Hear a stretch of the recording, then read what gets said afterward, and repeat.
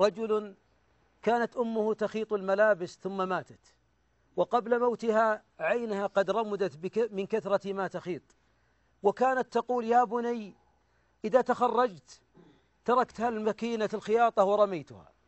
فلما أن تخرج خرجت روحها وماتت أمه. أتى خاله وهو يبكي، قال له: كفكف دمعك، تحب أمك بدل البر الحقيقي الآن، كفكف دمعك، وش لأمك في مالك، كم لأمك من دعائك؟ قال: أمي اشهد علي لها ثلث مرتبي ما بقيت حيا. يقص لي القصة ويقول: أنا متقاعد من التعليم هذا العام 33 سنة، والله يا شيخ أنني ما تركت شهرا إلا أخرجت من الثلث إلى النصف، وحبب إلي سقاية الماء، أحفر الآبار وأركب البرادات وأجري الماء حتى للبهائم في البر. يقول: الماء لا أذكره، واحسب يا شيخ 33 سنة.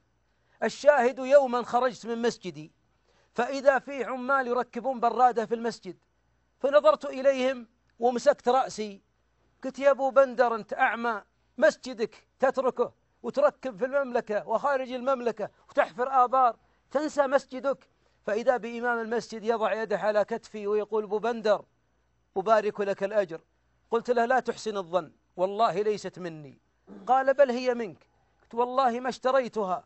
إذا بابني بدر عمره في الصف الأول الثانوي ينكب على يدي ويقبلها ويقول: أبوي أنا 2 أدعي إن الله لا يريك مكان هالبرادة، لأني أجمع العيديات والمال من عامين أجمعها حتى أركب هالبرادة.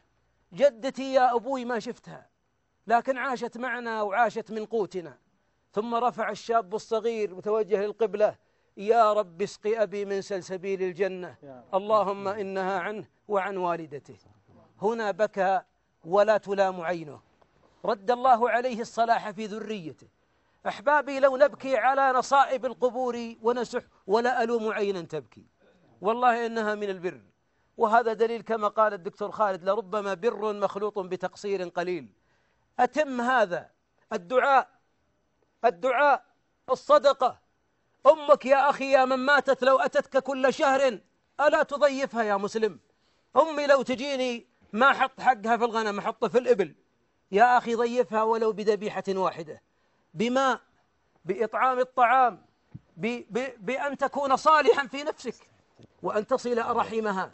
فيا أيها الأحباب، أقول لمن فقد أمه وفعلا ضج الحنين في قلبه والشوق قطع عروقه ولا ألومه: هذه حلوة اللبن، هذه باب الجنة. لكن أقول فضلا من الله أن الله فتح بعد موتهم البر. وأعيد المثال الأول: يا من ماتت أمه ولا والده، لو مريت المقبرة وطلع راسه من نثيلة قبره وصاح: تكفى ونبوك، تكفى ونمك، والله إني في حاجة إلى صدقة، في حاجة ما يوسعها اللحد الضيق، والله لأخرجن من مالي كاملا، ووالله ما أبقي شيء، والله بدون ما يطلعون من قبورهم إنهم في حاجة، رب ارحمهم كما ربونا صغارا. أنا حقيقة شهدت قصتين قصيرتين.